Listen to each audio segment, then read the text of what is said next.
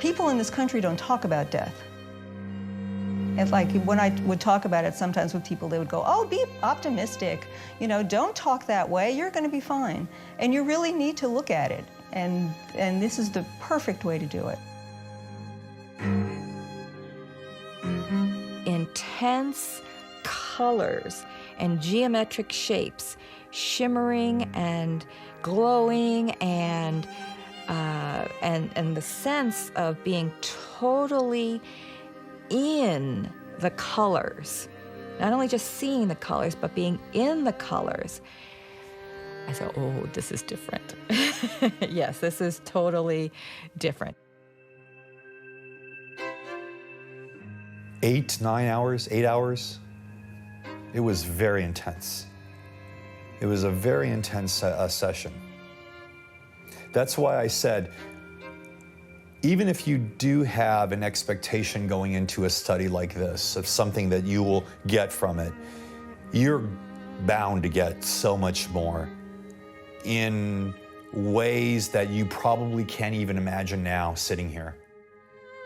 That the benefit will be even beyond what you can even think of, quite frankly.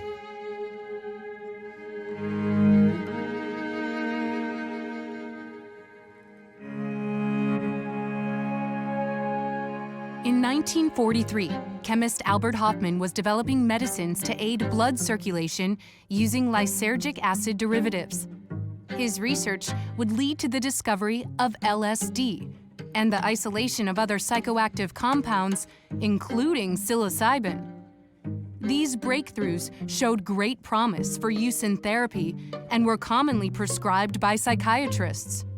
However, the medicines would later be caught in the dragnet of 60s drug prohibition. In 1968, domestic scientific research into the use of these unique psychoactive compounds would be dealt a harsh blow. The U.S. Congress established a classification system that would define certain drugs as Schedule I, or having no medicinal value and high addiction potential. LSD, psilocybin, and other medicinal compounds were unfairly grouped in this category despite evidence that they were non-addictive and part of legitimate psychotherapy research. There was a decade there of very exciting, promising research. And then funding dried up, and the research became more and more controversial, mainly because of the abuse or misuse of the drugs, and it became kind of a political football. We were in a state-funded facility, and there were more and more problems to deal with in the effort to just do good science. And so the staff got smaller and smaller until it was me and 2 secretaries, and then it became 2 secretaries. There was so much anxiety about the impact psychedelics might have on culture, on young people in the late 1960s, early 70s, that this really wasn't a well-thought-through process. It was a knee-jerk reaction, fear-based reaction to just make these drugs as restrictive and unavailable as possible. It was a very challenging context at that time for researchers to continue the exciting work they were doing. These compounds were deemed of no value for no medical value and with a high likelihood of abuse. So they were essentially put in the deep freeze for many years. In the 1990s, the freeze began to thaw as the National Institute on Drug Abuse and the FDA approved new research with psychedelics. With more modern methods of analysis and sophisticated technology available, scientists had the tools necessary to make great strides in the study of these substances' effects on the brain. But funding was not available at a corporate or governmental level. The Hefter Research Institute was formed to consolidate and support ongoing research despite the lack of adequate funding. The Hefter was founded in 1993. Dave Nichols was the president and the one who brought a group of researchers together. The Hefter Institute really is devoted to helping to facilitate the development of protocols of psychedelics within academic medical institutions. With psilocybin, it's in the public domain. A pharmaceutical company cannot get a patent on psilocybin, so there's not a lot of incentive for them to invest in it or make money on it. So currently the research with psilocybin has to be funded by private individuals. The Hefter Institute wants to make psilocybin a prescription medicine that can help human beings that are going through considerable anxiety and angst regarding their death. I had a serious life-threatening cancer myself about 15 years ago, so I'm well aware of the trauma of facing one's demise. I was given about 3 months to live. I had to go through chemotherapy, so I understand the great importance of the work that the Hefter Research Institute is doing with cancer patients to mitigate their suffering. At Harbor UCLA, Dr. Charles Grobe directed a research team studying psilocybin as a treatment for the profound mental suffering associated with advanced stage cancer. Psilocybin facilitates a greater likelihood of achieving a psychospiritual state of consciousness, a mystical or mystico-mimetic experience. The old research literature from the 50s and 60s very strongly indicated that individuals in psychedelic research studies who experienced a spiritual epiphany during the course of their many-hour treatment session were more likely to have a long-term therapeutic outcome.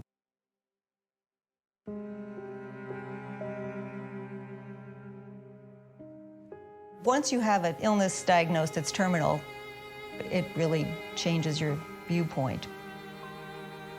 I had lost my faith because of anxiety, and I was just terrified. I was so anxious that it was hard to think about anything else. I didn't think I was so worried about death, but I was worried about the process of dying, about suffering and being in pain and having all kinds of horrible medical procedures. So I became horribly, horribly anxious. And also, I was very irritable. I was being irritable with my husband, Richard.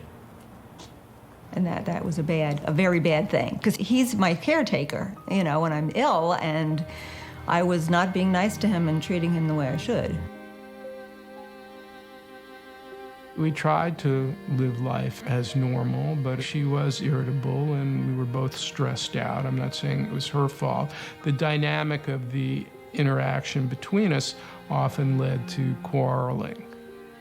We talked about my intention, and my intention was to learn to control my anxiety so I could enjoy the rest of my life, because I was not enjoying my life at all. At NYU, a similar study is being conducted to explore the therapeutic impact of psychotherapy combined with administering psilocybin. The first part of the study is the effects of psilocybin on psychosocial distress in advanced cancer.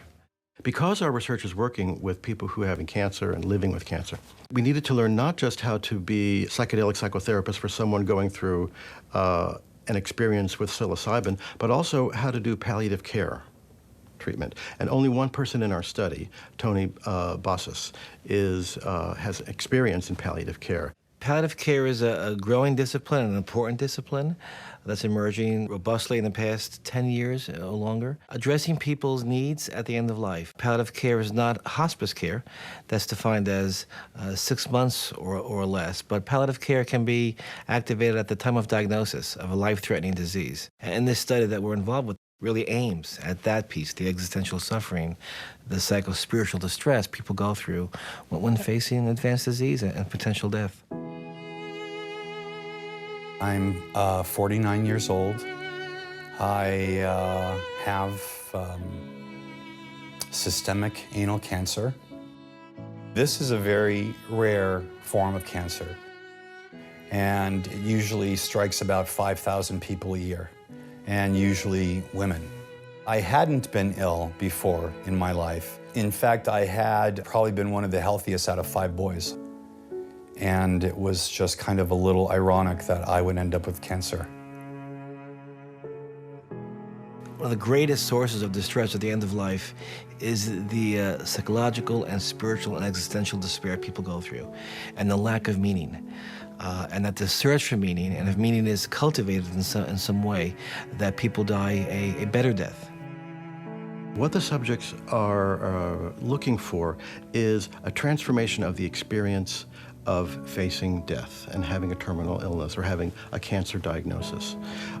They hope, and what we suggest to them might happen, is an improvement in their tolerance for pain, an improvement in their ability to think about these really terrifying, deep existential questions of meaning, loss, despair, hope, regret, guilt, transcendence, life after death. These topics that are so difficult to talk about and that are often avoided or medicalized and seen as pain problems, physical pain problems needing additional medication, as opposed to these most profound questions of life and death and existence itself, which need not to be medicated, but to be understood and talked about, and for someone to be able to tolerate the level of intensity of engagement that asking those questions, really requires. I'm a very independent person. I did come to a time in my life where I realized I was going to need so much more. And I actively started seeking out therapy probably in my mid-30s. That was the type of emotional support that I felt worked for me the best. One thing that terminally ill patients realize at some point, may not be 6 months down the road, it may not be initially, but you finally at some point realize you don't have time on your hands. And I'm not saying anything against the psychotherapist that I had, because he was absolutely great, but 2 years ago I wasn't gonna die. So I needed to get on the fast track, that I needed more than just what I was getting in terms of therapy. While the NYU and UCLA studies focus on psilocybin's effects on patients with life-threatening illnesses, Johns Hopkins University explores its potential as part of a therapeutic regimen with healthy individuals. I'm considered the, quote, clinical director.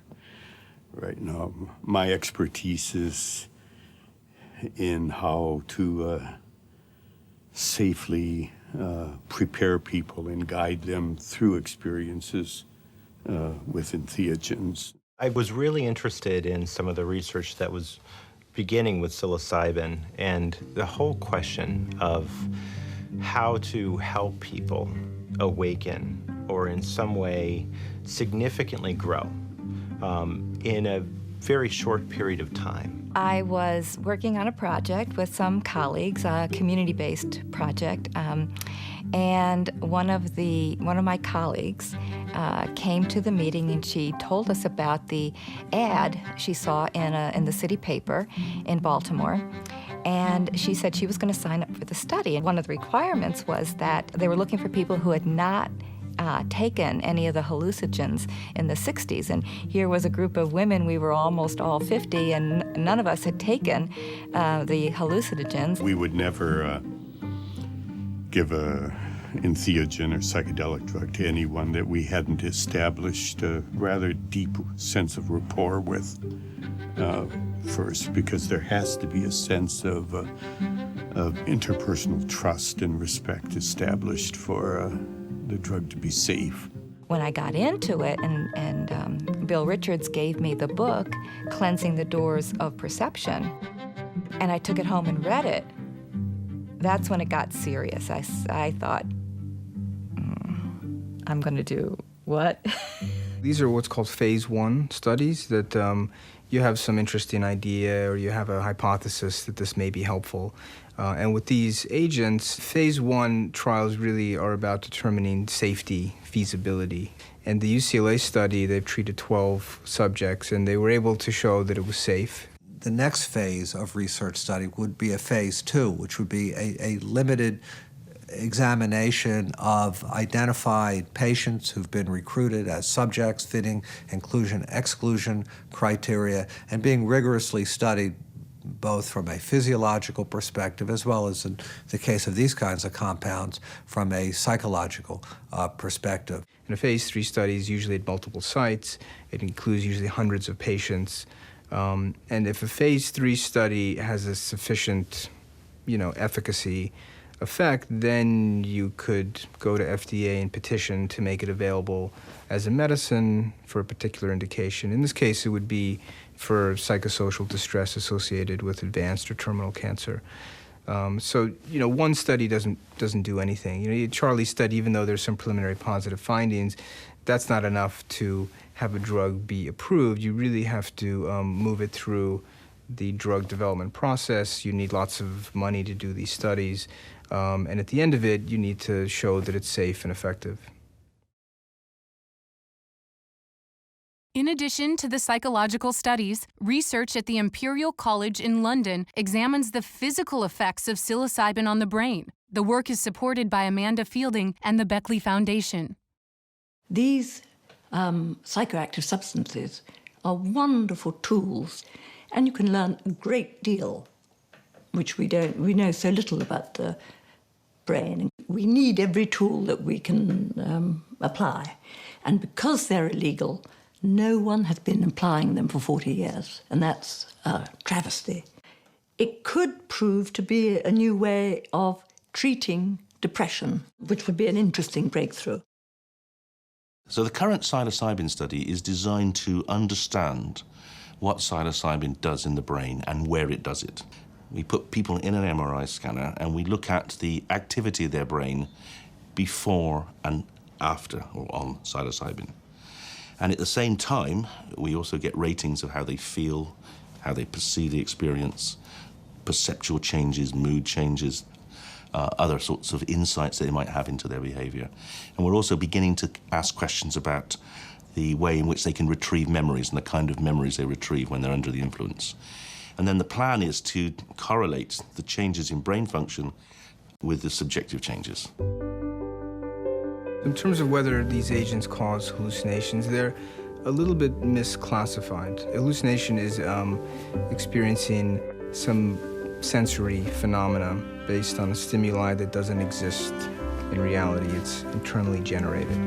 Versus an illusion would be looking at the wall, and the wall is melting. That would be an illusion, and these drugs tend to cause more illusions than frank hallucinations. They alter how we perceive real stimuli. All of the classical psychedelics, LSD, psilocybin, mescaline, the thing they have in common is they activate serotonin 2A receptors. So all mammalian species have serotonin 2 receptors in their brain. In this part of the brain, in the prefrontal cortex, there is a high density or high expression level of serotonin 2A receptors.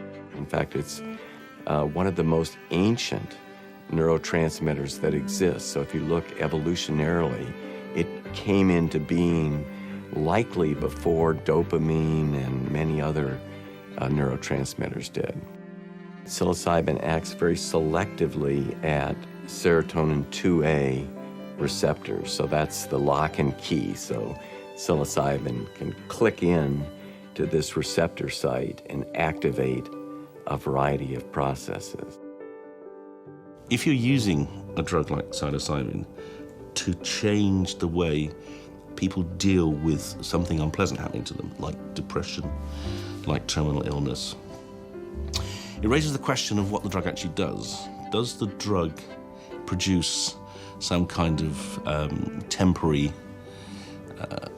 veneer, some sort of overwriting, putting a curtain across the experience for a while?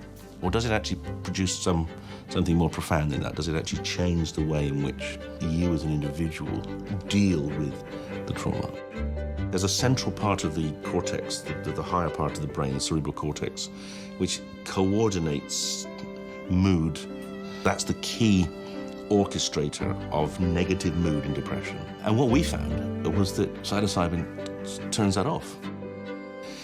And this is remarkable because psilocybin does in 30 seconds what antidepressants take 3 to 4 weeks to do. This is, in many ways, a psychotherapy plus drug study. It's not you come in, you get the drug does whatever, and then you're on your way and you're fine. It really, the experience has to be embedded in a kind of psychotherapeutic matrix or milieu. So each subject is assigned a therapy dyad, a man and a woman, and they do a lot of preparatory psychotherapy. We sort of go back to the very beginning. We get their life story and talk about major significant events in their lives, relationships, accomplishments, disappointments, life before cancer diagnosis. And we try to cull from that in the therapy, what were difficult things that you encountered, and how did you get through them, and what kinds of things helped? Part of the goal of the preparatory sessions is for the therapists to get to know the patient and to come to understand what his or her own unique existential issues are around dying. Some people have enormous guilt about what they did or didn't do with their children or with their spouse. Others have profound regret. Some people are very angry. Some people are terrified. Some people have a great deal of trouble reaching out and trusting others. Others, that comes very naturally, and having to go into this alone is what's hard for them.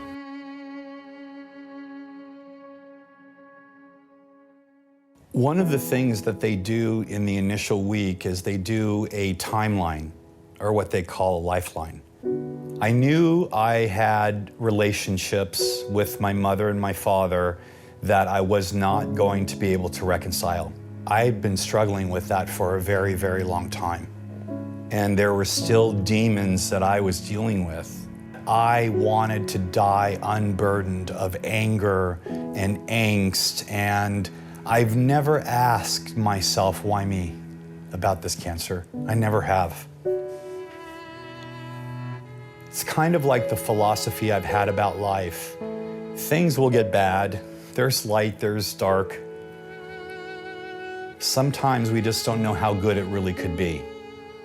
And there have been times in my life that I have reached that point where I found out how good it could be.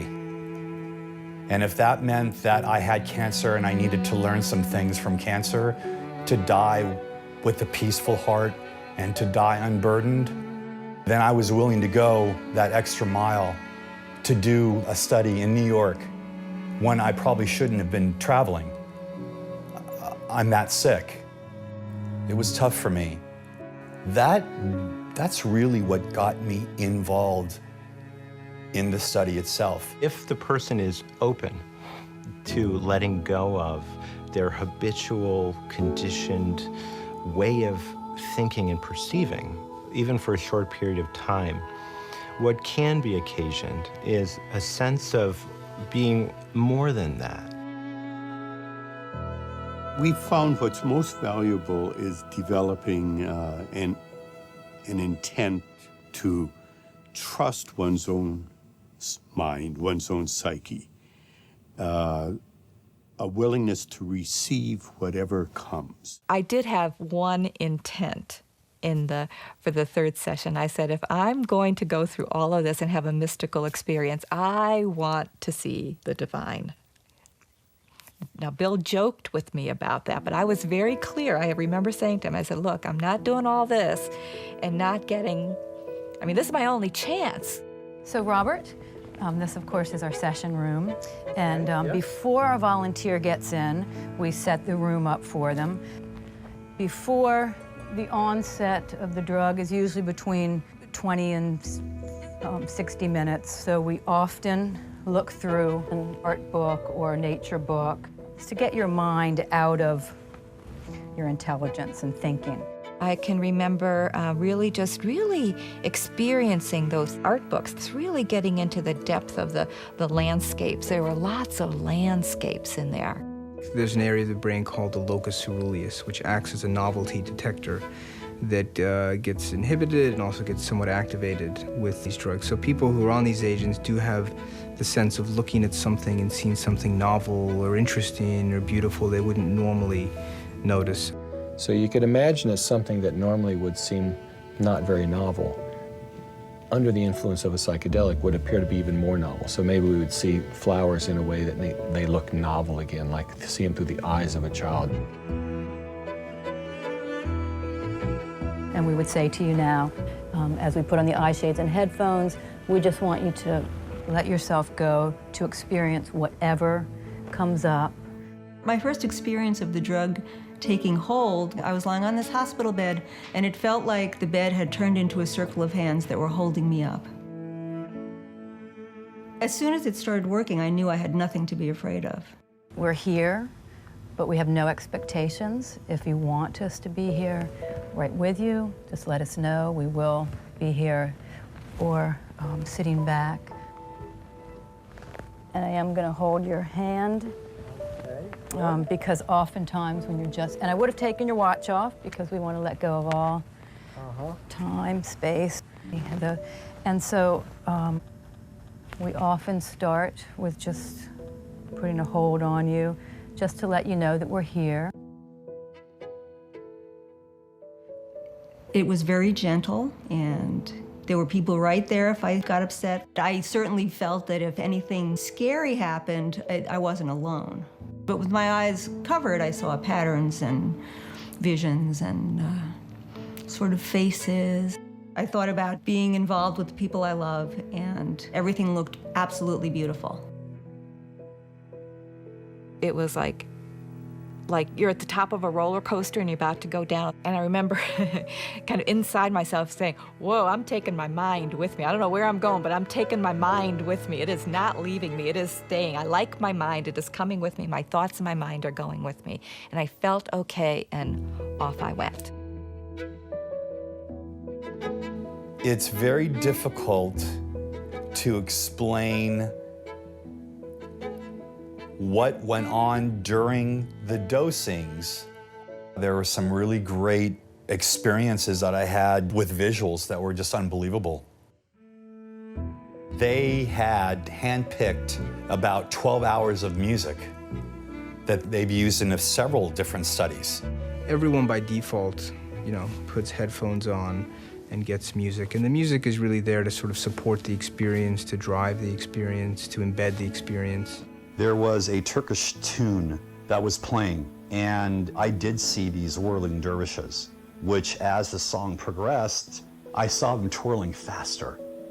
And I got much more into a deeper trance. The faster their spinning state, the closer that they feel to God, or closer that they feel to, the pinnacle of whatever, love. The music is it's a powerful factor. And so we really had to standardize it. It's not like you can bring in your own music, and if you change that variable, you suddenly have a variable that's not constant. And luckily, one of our therapists, her husband, was an ethnomusicologist. So we happened to have an expert. And then we would figure out, well, where would it go? Would it be in the beginning part when they walk into the room? Is this part of the peak? Is this the sort of plateau or post-peak period? So we figured out, where in terms of the pharmacologic and experiential parts of the drug, it would fit. They put on Ave Maria. That made me cry about what effect my death is going to have on my granddaughter. And they all came over and they just sort of put their hands on top of my hands. Sometimes as you're beginning to feel the effect and go further and deeper, it helps to have connection here. Throughout the session, there's different times if it seems like you're going through something, or if you want to share, or if a piece is over, just different times we check in. So we'll often then just put our hands on your shoulder and just say, Robert, is there anything you'd like to share? I had to get up and go to the bathroom, and when I was washing my hands, I looked in the mirror. I used to have very long curly hair, and people thought I was so much younger than I was, and now I look my age. at least. So I went back into the room and talked to them about that, and it was very helpful. I sort of came to the conclusion that, well, yes, I look older, but with age comes wisdom and maturity, and I felt okay with it. I re-experienced my father's death. I was transported back to that time, and I just grieved my father's death, which I don't think I really did at the time.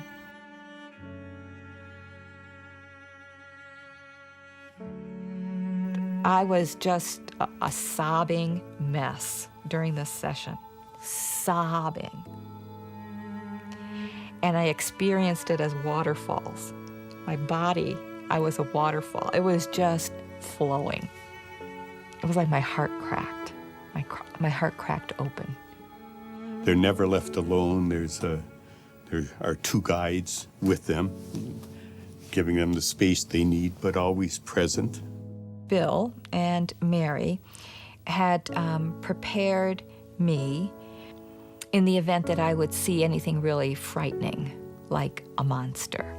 And I told him, I don't do monsters. I don't do monsters. He goes, well, we never know, but we have to tell you that you may experience something frightening. The biggest potential danger of these drugs is an adverse psychological event, whether it's a late-term bad trip or paranoia. The last thing we want to do is have people that are anxious, that have a terminal illness, and induce more anxiety. So it is key that we go over with them the potential negative things that could happen, and to rehearse ahead of time. What happens if you have some fearful experience? You're having an image of something that's fearful or scary. What do you do? In the dosing session, I noticed that they had these death masks, and I could see them. I could see the fire, and I could see the masks kind of moving around in the fire. Under normal circumstances, I think anybody would have been frightened. Bill Richards helped train us, and his big thing when that happens is go towards the fearful thing. Search for the fearful thing, say hello to it, make friends with it, go through it, and there can be something therapeutic about dealing with something that's scary, confronting it, being with it, and realizing it may be not so scary as one imagined, and then sort of being able to kind of pass through that. So what I noticed was the masks were not designed to scare you. They were actually designed to scare the fear out of you. Although everybody's experience is different, what I feel is the same for many people is it actually may take them out of feeling, paralyzed, filled with fear. This prefrontal cortex is the executive part of the brain where we make our decisions about what happens and really where we integrate, in a sense, our perception of what reality is, if you will. So we think of the cortex in the brain as being set up for survival of the species. The cortex is always perceiving things are going on around because you're looking for predators or you're looking for things that might be threatening your survival. So when you take a psychedelic, all that sort of the filtering function is degraded, and now you're processing all kinds of things that are coming in from things. Instead of sensory like touch and feel and hearing, etc., you're starting to pick up things that normally you wouldn't attend to, subconscious things, emotions, feelings, ideas, and so forth. There was a piece of music where my mind was almost creating like a musical video, and it was of these figures, all kinds of people coming together, just about kissing. Almost kissing, but not quite. All kinds of ages, all kinds of, and it was a very sensual experience. And I didn't even want that to stop. I remember, Bill wanted me to, take off the blindfolds. I go, no, I'm not finished with this yet. And I told him what it was. And I said, it was like, I'm being shown this amazing symphony video. He says, that's within you. You're not being shown anything. That's within you. I go, no, not that. He goes, yes, that's within you. I said, all that passion and sensuality? He goes, yeah. I go, oh. The cortex is in an activated state. It's processing more than it normally would. It really is kind of a mind-expanded state. But the information you're giving it is not the normal sensory information. It's this other information that's coming maybe from subconscious realms or whatever. And if you look at those descriptions, you can usually find what I call the 6 basic categories of this core religious experience, which is unity, transcendence of time and space, noetic, intuitive knowledge, a sense of sacredness, awesomeness, deeply felt positive mood, joy, peace, love, and ineffability, and also what we call paradoxicality, that it's very hard to put it into words. You say, well, I died, but I've never been so alive. The God was one, but he contained everything that is. We do know that these agents induce spiritual states. These are meaning-making drugs in terms of the experience. So they produce spiritual kinds of states, and it's key to know whether someone's spiritual or religious to begin with. There are many ways throughout history that people could have peak or mystical experiences. This is a very reliable way to use a chemical agent or a sacred plant or chemical. But it's about the experience, not the drug. It's about this experience and the opportunity to have this experience to then explore where they're at in their life, and for that to have transformative effects and to mitigate the anxiety they have. Some patients will come to the study with prior spiritual traditions and beliefs, and some don't. It's not a prerequisite. This study can be discussed in a secular way or in a spiritual way. It can be defined as a mystical experience, but it can be discussed as in purely scientific ways. It's a medication that brings about a state of consciousness where one feels unity and transcendence and interconnectedness. So it can be discussed both ways. There was a parade going down the street, and I was in the audience, in the crowd, watching a jester coming down the street, and he was just a delightful person. But on one side of him was all dark and shadowy and sad and miserable, and the other side was all light and bright and happy and fun and cheerful. And he was just walking down the street, and I thought, well, that's pretty cool. That's what life is. It's the dark side and the light side, and we kind of walk this path, between the two. And right in that height of the giddiness, the parade was transformed to the image of Jesus walking down the path, dragging the cross. And right when he got close to me, his face just turned up and said, forgive them, Lord. They know not what they do. The suffering we inflict on people, the suffering that's been inflicted on us by people who are just plain ignorant, they know not what they do. And I think that piece has probably done the most to have me stay connected and be with people and not judge. The psyche is incredibly wise. And what happens in a session is often infinitely better designed, if you will, than anything you could have planned in advance. When we were about 3/4 of the way through, I was asking myself, what is this? Who have I been talking to? Who's been showing me this? And I started asking out loud. I said, who are you? And nothing came except my breath. I could hear, sense my breath. My breath and the wind. My breath and the breath of God. That's it. That's it. My breath and the wind and the breath of God, they're all one. That's it. I was asking, who are you?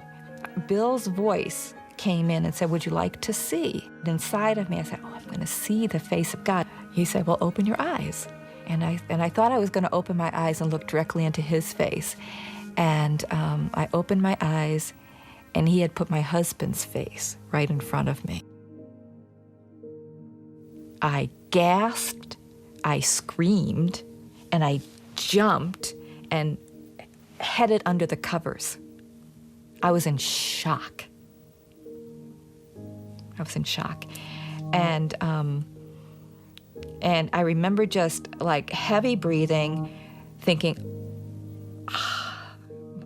John? You know? And I don't know how long I was under there, under the covers, literally under the covers. And I told Bill, I said, I just have to be with this. Because it went so deep and such a shock. That it really shakes you to the very ground of your being and can be incredibly humbling, but also enlightening. I kept going deeper and deeper and deeper into that experience, almost like reviewing everything I knew about John. And I got to a place and I go, oh yeah, there it is. There it is. It's in him too. It's in him too. The issue that always comes up whenever I began any kind of one of these transformative experiences was my husband. Because one of my long-standing complaints was about, you know, all the typical complaints, you know, women have about men. How dumb he is, how insensitive he is. To have that experience where, you know, in him is that core of divinity. Experiencing John as the divine, that was probably a shift in how I experienced him. So then basically at the end of the day, you'll talk with, you know, you've talked with your guides throughout, but then we'll just kind of check in a little bit and relax and then see how you're doing. And then you have a set of questionnaires to do. And you may feel very emotional throughout the evening because of things that have happened and can continue to, you know, just rise up. And that's very normal, nothing to be concerned about. And we give you our card. You're welcome to call us anytime. And then we send you home with your rose and ask you to write a report. You do always come in the next day because we want to be meeting with you and see how you're doing. And the reason we ask you to write a report is not just for us, but really for you to capture what happened in your day before you talk about it with us. I felt that all I'd ever wanted to do ever was to be of service. And I experienced that. And it was the most delightful experience I probably have ever had. It wasn't during the session, it was in one of the integration sessions afterward. And I said, Bill, how do I stay in this? This is marvelous what I'm experiencing. How do I stay like this?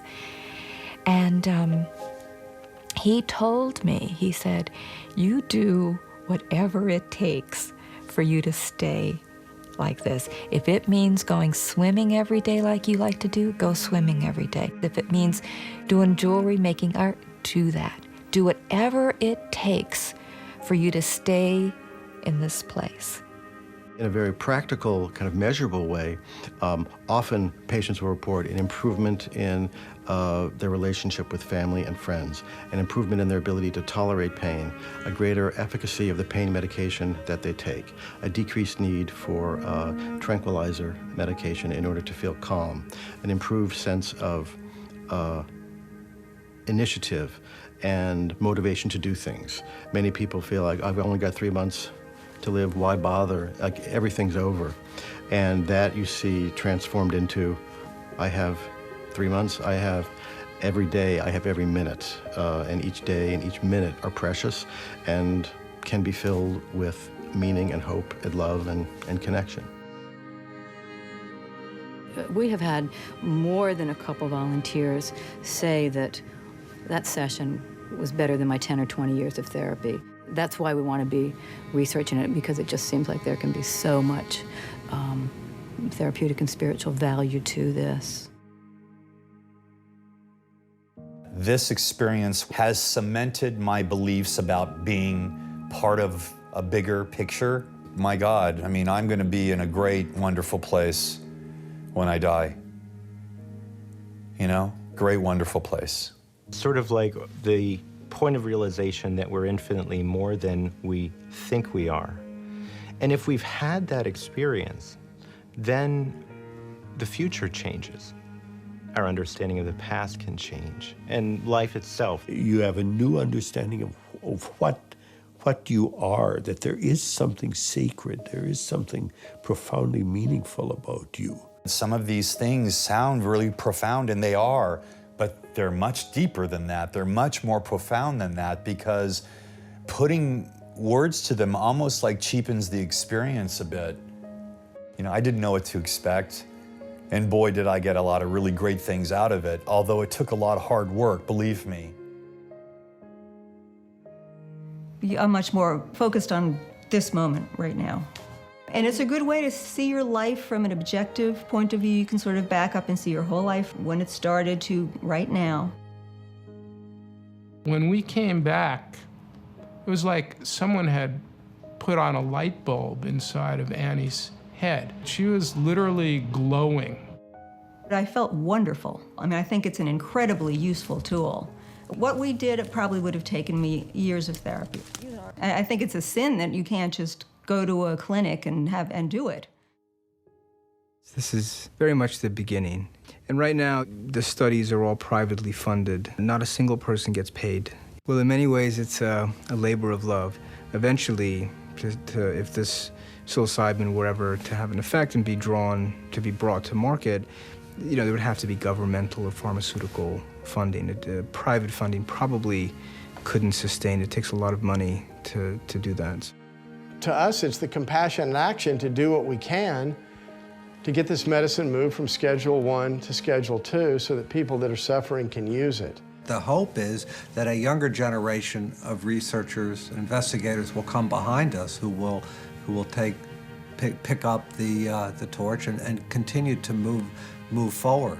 I want to have a research program where I can compare what psilocybin does, what ayahuasca does, what LSD does, what MDMA does, what amphetamine does. I want to be able to have that public domain. People can see what the different drugs do in different brains. I want to know if it does the same thing in illness, in depression, anxiety. But the real thing I want to do is I want to understand the molecular mechanisms which differentiate the psilocybin effect from, say, the Prozac effect. And I want to find drugs which can do the good things of psilocybin without the risks of any kind of negative impact. Then you could have a revolution in treatment of depression. These substances are to psychiatry and the study of religious experience as the microscope is to biology or the telescope is to astronomy. It's an incredibly valuable tool if it's wisely and responsibly used. And the realms waiting to be explored within the human mind are every bit as vast as the cells or the cosmos.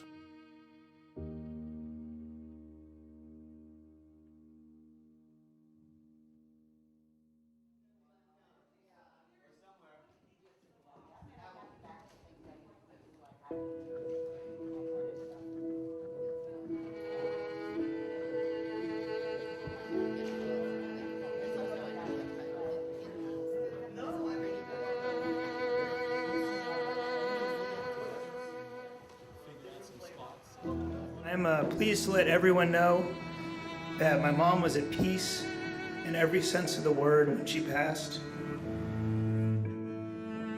It was amazing and inspiring to see her face the last unknown and glide through it like it was no big thing. I'm very strongly in favor of them becoming legal. And not to just use wherever people want to, but by prescription, in a clinical, medical setting. I think it's incredibly helpful. It's more helpful than any other treatment I've ever had.